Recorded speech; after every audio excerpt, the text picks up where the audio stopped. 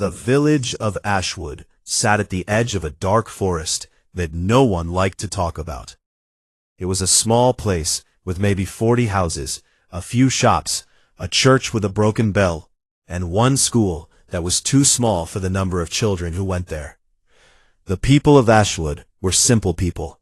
They grew their food, they raised their animals, and they kept to themselves. But there was one rule that everyone in the village followed without question. No one goes into the forest after the sun goes down. Nobody remembered when the rule had started. The oldest woman in the village, Grandmother Petra, said her own grandmother had told her about it when she was a little girl, and her grandmother had heard it from her grandmother before that. It was old, older than the village itself, some people said. But no one broke the rule, not because they were afraid of getting in trouble, but because they were afraid of what lived inside the trees. There was a boy in the village named Eli. He was 17 years old, tall and thin, with dark hair that always fell into his eyes, no matter how many times he pushed it away. He lived with his mother in a small house near the edge of the village, the one closest to the forest. His father had disappeared when Eli was 5 years old. His mother never talked about it. When Eli asked, she would look away and change the subject. When he pushed harder, she would leave the room. After many years of this, Eli stopped asking, but he never stopped thinking about it. Eli was not like the other boys in the village. He did not care much for farming or fishing or wrestling in the mud after the rain. He liked to read. He liked to sit on the roof of his house and look at the stars. There was something about it that pulled at him, like a rope tied around his chest. He could feel it most strongly at night, when the trees turned into black shapes against the purple sky, and the sounds of the village faded into silence. On those nights, he would sit by his window and stare into the darkness between the trees, and he would feel certain that something was staring back. His best friend was a girl named Rosa. She was short, strong, and had a laugh that could be heard from one end of the village to the other. She was the daughter of the village blacksmith, and she could swing a hammer better than most grown men. Rosa did not believe in the stories about the forest. She said they were just old tales that parents told their children to keep them from wandering off and getting lost. But even Rosa did not go into the forest at night. She said it was not because she was scared. She said it was because the ground was uneven and she did not want to twist her ankle in the dark. Eli never argued with her about it. One evening in late autumn, something happened that changed everything. Eli was sitting on his roof, wrapped in a blanket, watching the forest as he always did. The air was cold and the sky was full of stars. The village was quiet. Even the dogs were asleep. And then he saw it. A light. Deep inside the forest, far away, flickering like a candle in the wind. It was pale blue, not like any fire he had ever seen. It appeared for a moment, then disappeared, then appeared again in a different spot, a little closer to the edge of the trees. Eli sat up straight. His heart was beating fast. He had watched the forest for years, and he had never seen anything like this before. The light moved again, drifting between the trees like a ghost. He climbed down from the roof and stood in his yard, his bare feet cold on the ground. The light stopped at the very edge of the forest, just beyond the last row of trees. It hung in the air like a tiny star, and Eli could have sworn he heard something, a whisper, a voice, so quiet he could not make out the words. He took one step forward, then another. He was halfway across his yard when the front door of his house opened and his mother appeared. She grabbed his arm so hard it hurt. Her face was white and her eyes were wide, and Eli had never seen her look so afraid. She pulled him inside without a word and locked the door. Then she closed every window and drew every curtain and sat down at the kitchen table with her hands pressed flat against the wood, breathing hard. Eli sat across from her. He waited. For a long time, neither of them spoke. Then his mother looked up at him and said something she had never said before.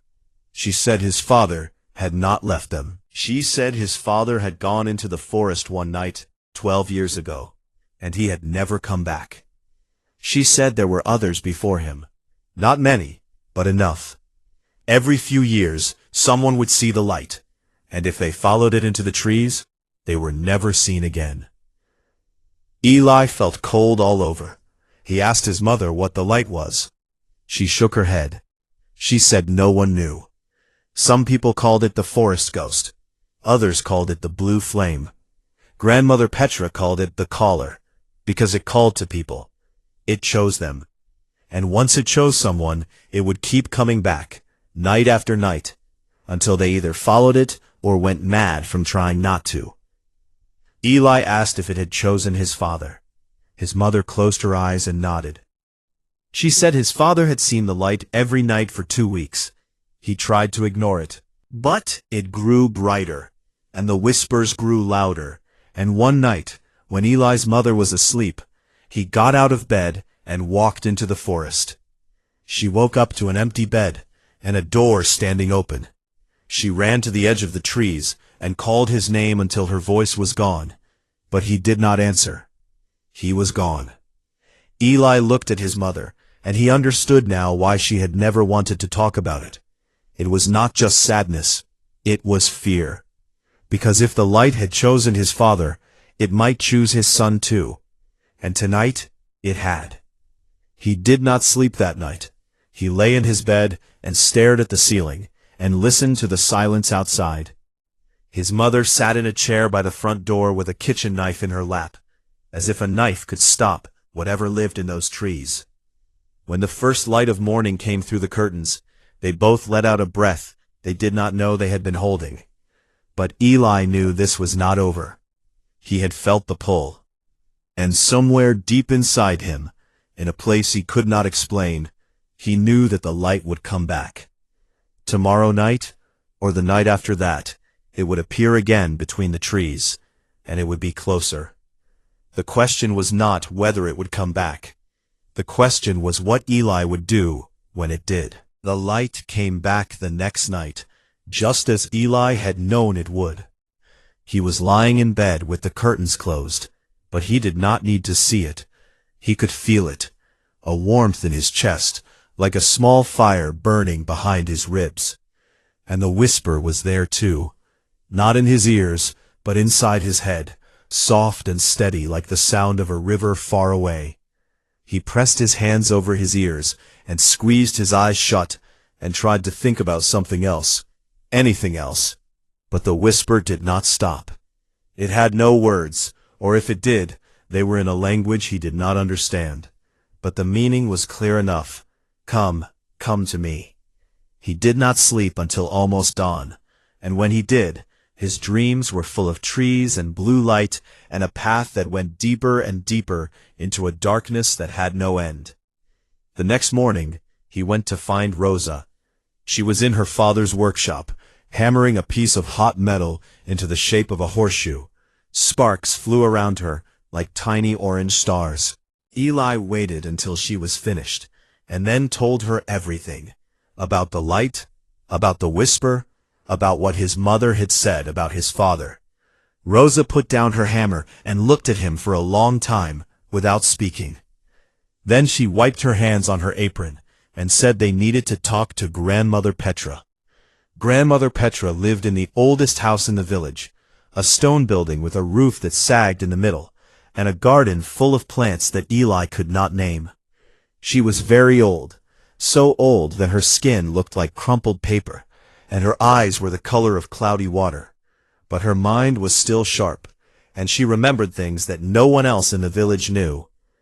They found her sitting in her garden, peeling potatoes into a wooden bowl. She did not seem surprised to see them. She looked at Eli and said she had been expecting him. She said she had seen the light from her window last night, and she had known it was back.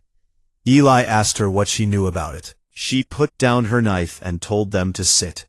She said the forest had been there long before the village, long before people lived in this part of the world at all.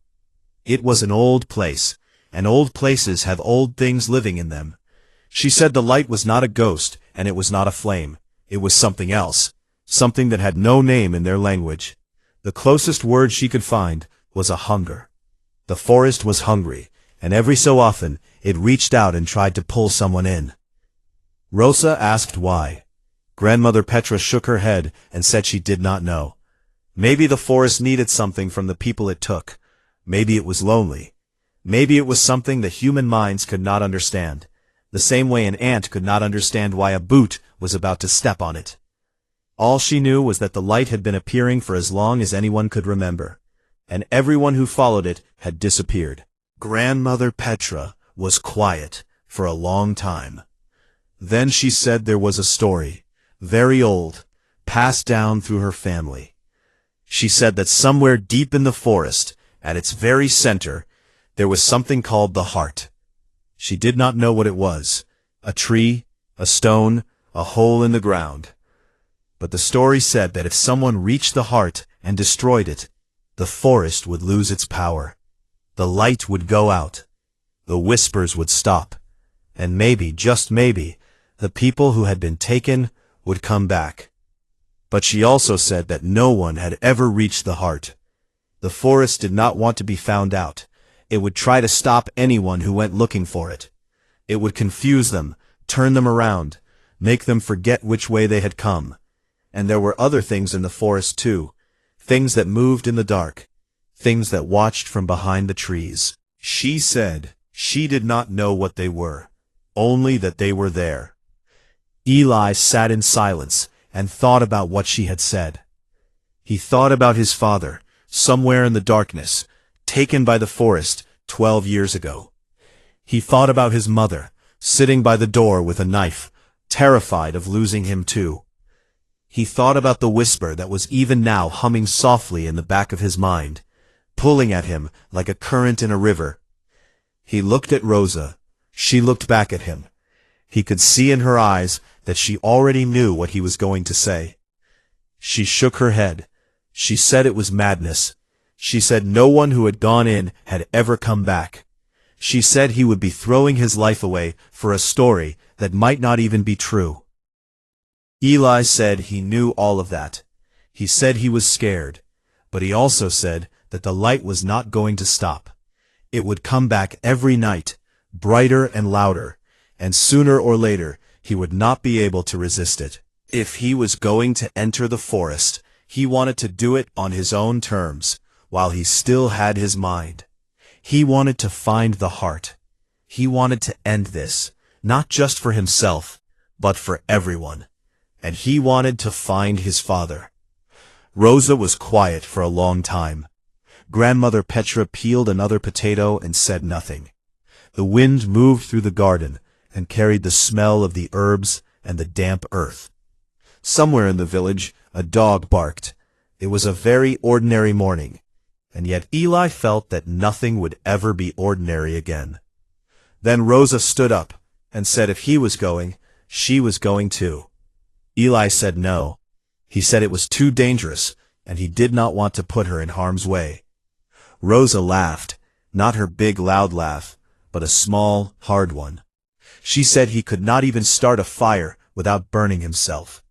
She said he would get lost before he was 10 steps past the tree line. She said he needed her, and she was not asking for permission. Grandmother Petra looked at them both and sighed. She went inside her house and came back with 2 things. The first was a small glass bottle filled with a liquid that glowed faintly yellow. She said it was made from a plant that grew only in her garden, from seeds that had been in her family for generations. She said it would protect them from the worst of the forest's tricks, but only for a while. She told them to drink a drop each when they felt their minds starting to slip. The second thing was a compass, old and scratched, with a needle that did not point north. It seemed to spin in a slow circle, but then it stopped, pointing in the same direction that the light always appeared from. She said the compass would lead them to the heart. They spent the rest of the day preparing. Rosa took a short sword from her father's workshop and a leather bag filled with dried meat and bread. Eli packed a rope, a knife, a tinderbox, and a water skin. They did not tell anyone else what they were planning. Rosa said it was better that way. If they failed, no one would come looking for them and get taken too. As the sun began to set, Eli went home. His mother was in the kitchen, cooking stew. She looked at him, and she knew. He did not have to say a word. She put down her spoon and walked over to him and held him tight. She was crying, but she did not ask him to stay. Maybe she understood that the forest would take him one way or another. At least this way, he had a chance. She let go of him and reached into a drawer and pulled out a small wooden figure carved in the shape of a man. She said his father had made it for him when he was a baby.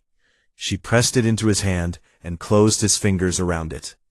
Eli put it in his pocket and walked out the door. They met at the edge of the forest, just as the last light of the sun disappeared behind the hills. The sky turned from orange to purple to deep blue, and the first stars appeared like holes poked in a dark cloth. The trees stood before them, tall and silent, their branches reaching up like the fingers of old hands. There was no wind. The air was still and cold and smelled of wet leaves and something else, something sweet and strange that Eli could not name. Rosa stood beside him, with the short sword at her hip and the leather bag over her shoulder. She looked at the trees and then at Eli. She did not say she was not afraid, because they both knew she was. But fear and courage are not enemies. They live in the same house. Eli took out the compass Grandmother Petra had given them. The needle pointed straight ahead, into the forest, steady and sure. He looked at it, took a breath, and stepped past the first row of trees. The change was immediate. The moment they crossed the tree line, the sounds of the village disappeared. There were no dogs barking, no doors closing, no voices carrying across the evening air. There was only silence. Not the comfortable silence of a quiet night, but a heavy silence, the kind that pressed against the ears and made a person feel like the whole world had gone away and left them behind. The path they were following seemed to curve, even though the compass said they were going straight. The trees around them began to look familiar, as if they had passed them before. Rosa noticed it too. She grabbed Eli's arm and pointed at a rock shaped like a sleeping dog. She said she had seen that same rock 10 minutes ago. The forest was turning them in circles. Eli remembered what Grandmother Petra had said. The forest would try to confuse them. He took out the glass bottle and opened it. The yellow liquid inside gave off a faint smell, like honey mixed with something sharp. He put a single drop on his tongue. It tasted bitter and warm. He handed the bottle to Rosa, and she did the same. The effect was like opening a window in a room full of smoke. Eli's mind cleared. The trees that had looked the same a moment ago now looked different. He could see the path again, the real path, not the one the forest had been showing them. They kept walking. The deeper they went, the stranger things became. The moss on the trees began to glow, a faint green light that pulsed slowly, like breathing. The air grew warmer, even though they were moving further from the sun, and the sounds started, small sounds at first, a twig snapping somewhere to the left, a rustling in the branches above, a noise that might have been a whisper or might have been the wind, except there was no wind.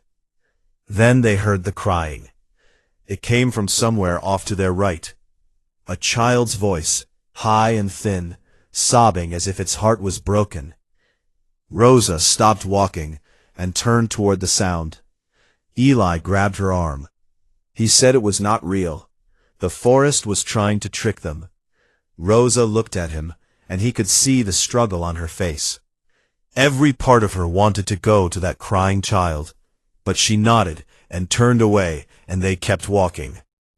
The crying followed them for a long time. Sometimes it was behind them, sometimes beside them. Sometimes it seemed to come from the ground beneath their feet. Then it stopped, and something worse took its place. A voice that sounded like Rosa's father, calling her name. It called her sweetly at first, then with worry, then with anger. Rosa's jaw tightened, and her knuckles turned white on the handle of her sword, but she did not turn. Eli heard his mother's voice next, begging him to come home, saying she was sick and needed him. The voice was so real that he almost believed it. Almost. He reached into his pocket and touched the wooden figure his mother had given him. It was warm from his body and smooth from years of being held. He closed his fingers around it and kept walking. After what felt like many hours, they came to a clearing. It was a wide, open space in the middle of the trees, round like a circle drawn with a careful hand. The ground was covered in white flowers that Eli had never seen before. They had no stems. They grew flat against the earth, like small stars, and they gave off a soft light that turned the clearing into something that looked like a dream. In the center of the clearing, there was a pool of water. It was perfectly still, like a mirror laid on the ground. It reflected nothing, not the trees, not the sky, not the flowers. Its surface was black and smooth and deep. Eli looked at the compass. The needle was spinning in fast circles, as if confused. Then it stopped, pointing straight down at the pool. They approached it slowly. As they got closer, Eli felt the pull again, stronger than ever. The warmth in his chest became a fire, and the whisper in his head became a roar. He could almost understand the words now. They were close, so close. He felt his feet moving on their own, carrying him toward the water. Rosa called his name, but her voice sounded far away, like she was at the other end of a long tunnel. He reached the edge of the pool and looked down, and he saw something that made his blood turn to ice. There were faces in the water, dozens of them, pale and still, floating just below the surface. Their eyes were closed, and their lips were slightly parted, as if they were sleeping or dreaming.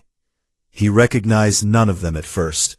Then his eyes found one face near the center of the pool, and his knees almost gave way. It was his father, older than in the memories Eli had, with lines around his eyes and gray in his hair, but unmistakably his father. He was suspended in the dark water like a fly in amber, perfectly preserved, his face peaceful. Eli reached out his hand toward the surface. Rosa tackled him from the side. They hit the ground hard and rolled across the white flowers. Eli gasped, and the roaring in his head faded to a whisper again. He blinked and looked at Rosa, who was sitting on his chest with her hands on his shoulders. She was shouting at him, but he could not hear the words at first. Then his hearing came back, and he heard her say that the pool was a trap. She said she had seen it too, the faces, the way the water seemed to reach up toward his hand like a living thing. If he had touched the surface, it would have taken him. They sat at the edge of the clearing, breathing hard, trying to think. The compass said the heart was below the pool, but the pool was clearly dangerous. They could not touch it. They could not go through it. They needed another way. Rosa was the one who noticed the roots. At the far side of the clearing, where the trees pressed close together, a massive old tree had tipped halfway over, and its roots had pulled free of the ground, leaving a dark hole that went down into the earth. She walked over to it, and knelt and looked inside. A stale, warm breeze blew up from below, carrying the same sweet smell that they had noticed when they first entered the forest, but stronger now, much stronger. She looked back at Eli and said there was only one way to go, down. Eli stood up. He looked at the pool one more time. He looked at his father's face, still and silent beneath the black water. He made a promise, not out loud, but in his heart. He said he would come back, he would find the heart, he would end this, and he would bring his father home. Then he followed Rosa to the hole in the ground, and they climbed into the darkness below. The hole went down at a steep angle, like a throat swallowing them into the belly of the earth. The walls were made of packed dirt and tangled roots that twisted around each other like ropes. It was too narrow to walk, so they had to crawl on their hands and knees, feeling their way through the darkness. The air was thick and warm and tasted like soil. Eli could hear Rosa's breathing behind him, steady and controlled, and it gave him courage. They crawled for what felt like a very long time. The tunnel twisted and turned, sometimes going deeper, sometimes leveling off. The roots grew thicker as they descended, and some of them were as wide as Eli's body. They pulsed faintly with a dim light, the same blue as the light he had seen from his rooftop.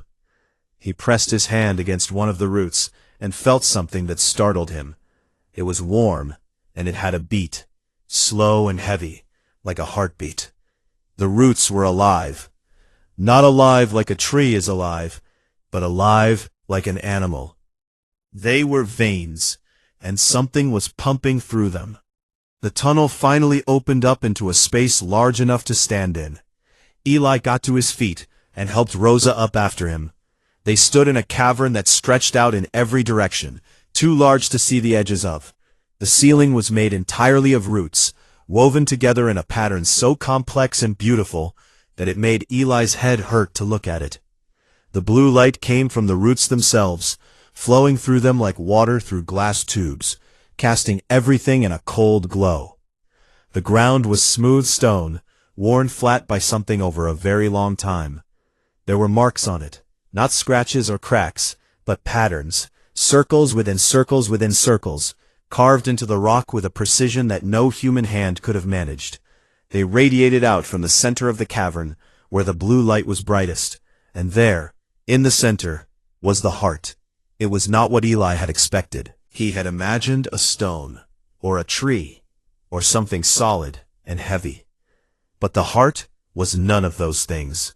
It was a ball of light, about the size of a man's head, hovering a few feet above the ground. It was not blue. It was every color and no color at the same time. It shifted and changed, folding in on itself like a flower that was always blooming and never finished. It was the most beautiful thing Eli had ever seen, and also the most terrible. Looking at it made him feel very small, like he was standing on the edge of something so vast that his mind could not hold it all. The whisper was deafening now. It filled the cavern, bouncing off the walls and the roots and the stone floor. Eli could feel it vibrating in his teeth, and for the first time he understood the words. The heart was not calling him to destroy him. It was calling him because it was lonely. It had been here for longer than the forest, longer than the hills, longer than the rivers. It had been here since the world was young and dark and empty. It was the first living thing, or something close to living, and it had been alone for so long that its loneliness had become a kind of madness. It did not take people to hurt them. It took people because it wanted company. The faces in the pool, the sleepers, they were not dead. They were dreaming. The heart had pulled them into its own dream, a place where they could exist with it forever, never aging, never waking. It thought it was being kind. It thought it was saving them from the loneliness of the world above. Eli felt tears on his cheeks. He did not know when he had started crying. The sadness of the heart was so deep and so old that it leaked into him like water into a crack in a wall. He understood it. He felt it. And for a terrible moment, he wanted to give in. He wanted to close his eyes and let the light take him and join his father in the dream where nothing hurt and nothing ended. Rosa's voice cut through the fog. She was standing beside him, her hand gripping his arm, her face set and hard. She said his name 3 times before he heard her. She said they had come here to end this. She said the heart might be sad, but it had stolen people from their families. It had taken fathers from their children and wives from their husbands. Sadness was not an excuse. Loneliness was not an excuse. Nothing gave it the right to take people against their will. Eli wiped his eyes and nodded. She was right. Whatever the heart felt, the people in the pool had not chosen to be there. His father had not chosen to leave him. The heart had taken that choice away, and that was wrong, no matter how much it was suffering. But how do you destroy something like this? He reached for his knife, but even as he did, he knew it was useless. You could not stab a ball of light. You could not cut a feeling. Grandmother Petra had said to destroy the heart, but she had not said how. Rosa pulled the glass bottle from Eli's bag. There was still some of the yellow liquid inside. She held it up and looked at it, then looked at the heart. She said Grandmother Petra had told them the liquid would protect their minds from the forest's tricks. Maybe it could do more than that. Maybe it was made to fight whatever the heart was. Why else would Grandmother Petra's family have kept the recipe for so many generations? It was a guess, a hope, but it was all they had. Rosa uncorked the bottle and threw the liquid at the heart. The effect was immediate and violent. The heart screamed, not the whisper, not the gentle call that had been pulling at Eli for days, but a real scream, high and sharp and full of pain. The blue light in the roots flared bright, so bright that Eli had to cover his eyes. The walls of the cavern cracked, and roots snapped, and dirt rained down from the ceiling. The patterns on the floor began to glow with a white heat, and the air filled with a sound like 1,000 voices, all crying out at once. Eli stumbled backward. Rosa grabbed his arm, and they ran. They did not run toward the tunnel they had come through, because the tunnel was collapsing, roots and earth falling in on itself. They ran along the wall of the cavern, looking for another way out. The ground bucked and heaved beneath them. The blue light was flickering now, going dark, and then bright, and then dark again, like a candle in a storm. They found an opening in the wall, a crack just wide enough to squeeze through. They pushed through it, and found themselves in a narrow passage that went upward. They climbed. The stone was rough and cut their hands, but they did not stop. Behind them, the screaming grew louder, and then suddenly, horribly, it stopped. The silence that followed was worse than the noise. It was the silence of something ending. They climbed faster. The passage grew wider, and the air grew cooler. And then Eli felt something he had not felt in hours. A breeze. Cold, fresh air, blowing against his face from above. They scrambled up the last stretch of rock and burst out of the ground into the open air. They were in the forest, but it was different now. The trees, which had been thick and dark and oppressive, were thinner. Some of them were leaning, as if their strength was leaving them. The glowing moss was fading, going dark patch by patch, like lights being turned off in a house. The sweet smell was gone. There was only the smell of earth and cold air, and the first hint of morning. Eli looked at Rosa. She was covered in dirt, her hair was tangled with bits of root and stone, and there was a cut on her cheek that was bleeding freely. She looked at him, and he knew he looked the same. They had done it. But Eli thought of the faces in the pool, and his heart clenched with a fear he could not speak. Had it worked? Were they free? Was his father free? They began to walk. The compass was gone, lost somewhere in the collapse, but they did not need it now. The forest was thinning around them, the trees pulling apart like a crowd making way. They could see the sky through the branches, gray with the first light of dawn.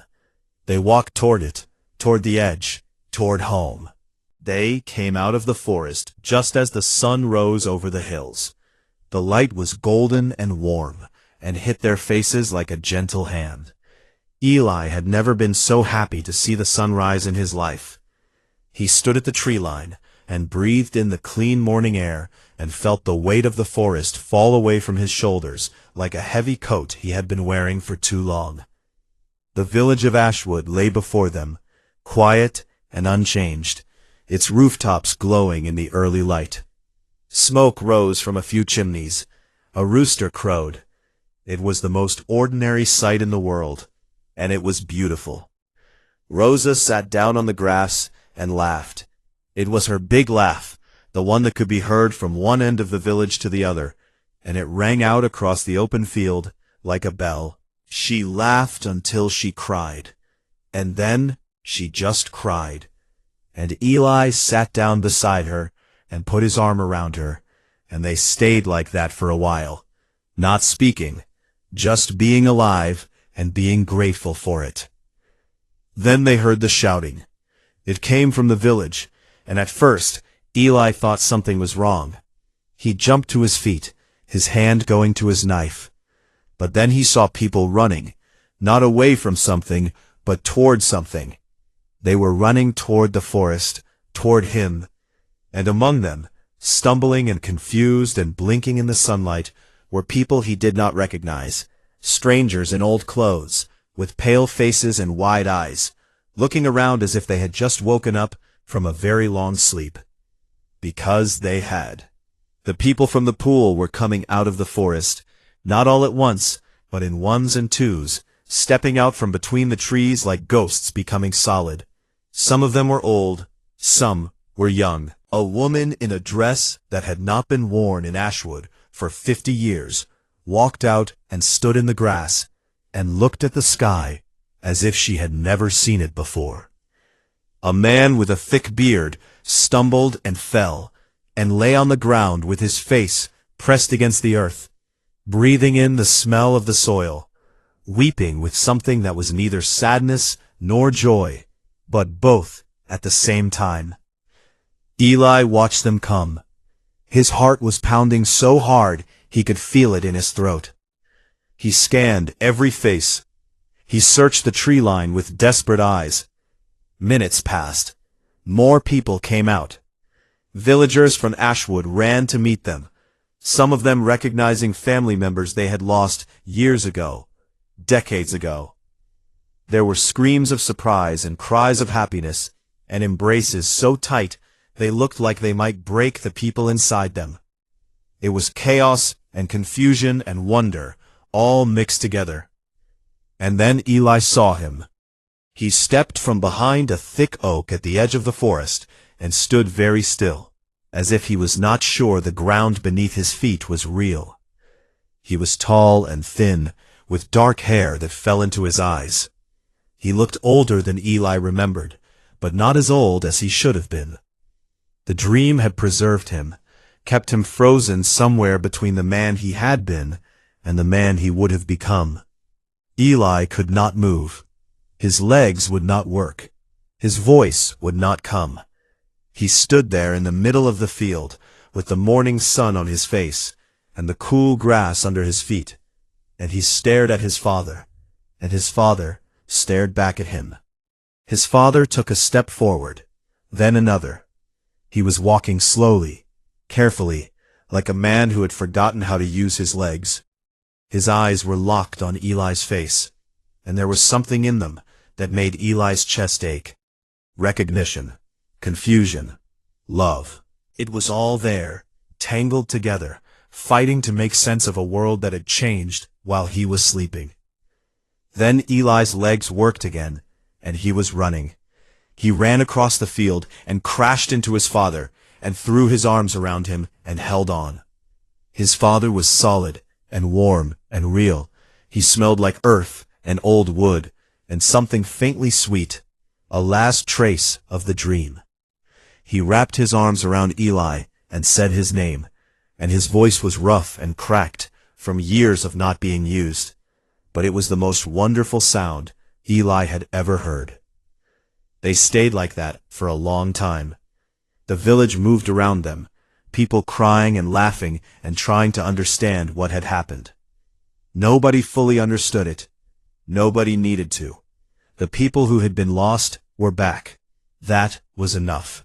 She had heard the shouting and had come running, and when she saw her husband standing in the field with his arms around their son, she made a sound that was not quite a scream and not quite a cry.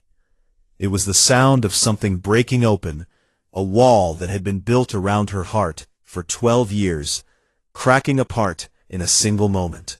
She ran to them, and they pulled her in, and the three of them stood together, a family again, whole, for the first time in Eli's memory. Later, there would be questions. Later, there would be long conversations around the fire, trying to piece together what had happened. The people who had been taken remembered very little. They spoke of dreams, beautiful dreams of places that did not exist, and people who were not real. Some of them had dreamed for decades, but it felt like days. Some of them did not believe they had been gone for more than a single night. Eli's father remembered following the blue light into the forest, and then nothing, until he opened his eyes and found himself lying on the forest floor, with sunlight filtering through the branches. Grandmother Petra listened to all of it and nodded slowly. She said the heart was gone. She said she could feel it. The pull that had been a constant presence for her entire life, a faint tug at the edge of her mind that she had learned to ignore, was no longer there. The forest was just a forest now. Trees and dirt and animals and nothing more. It would grow thin in the years to come, she said. Without the heart to feed it, it would become ordinary. Children would play in it. People would gather mushrooms and firewood. The fear would fade. The stories would become just stories. Rosa was treated like a hero. The village held a feast in her honor, and she ate more than anyone, and laughed louder than anyone, and told the story of what had happened underground so many times that it grew a little bigger with each telling. Eli did not mind. He sat beside his father and ate bread and cheese, and listened to Rosa describe how she had thrown the bottle at the heart, and he smiled. His father did not speak much that evening. He sat quietly and watched the village and the people and the stars that came out one by one as the sky grew dark. Eli sat with him and did not push him to talk. There would be time for that, all the time in the world. But late that night, after the feast was over, and the fires had burned down to embers, Eli's father reached into the pocket of his old coat and pulled something out. It was a small wooden figure, carved in the shape of a boy. He held it up and looked at it in the fading light. He said he had been carving it the night before he was taken. He said it was meant to go with the other one, the figure of a man, so that the boy would not be alone. Eli reached into his own pocket and pulled out the figure his mother had given him, the man. He held it next to the boy, and they fit together perfectly, the man's hand resting on the boy's shoulder. Two small wooden figures, carved by the same hands, separated for 12 years, and now together again. Eli placed them side by side on the windowsill of his room, where the morning sun would find them. Then he lay down in his bed, in his house, at the edge of a village that no longer feared the forest, and for the first time in as long as he could remember, the silence outside his window was just silence. There was no whisper, there was no pull, there was only the sound of the wind in the ordinary trees, and the soft breathing of his father sleeping in the next room. He closed his eyes and slept without dreaming.